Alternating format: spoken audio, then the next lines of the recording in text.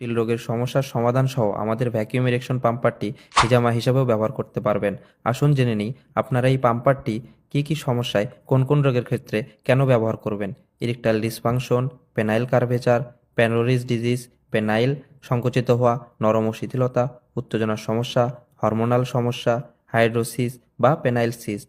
এই 8টি জটিল রোগের মধ্যে আপনার যদি একটিও থেকে থাকে, আপনি আপনার দাম্পত্য জীবনে পরিপূর্ণ সুখ অনুভব করতে পারছেন না, কাউকে লজ্জায় বলতেও পারছেন না এবং মেডিসিনের পিছনে অনেক টাকা নষ্ট করেও স্থায়ীভাবে সমাধান মিলছে না।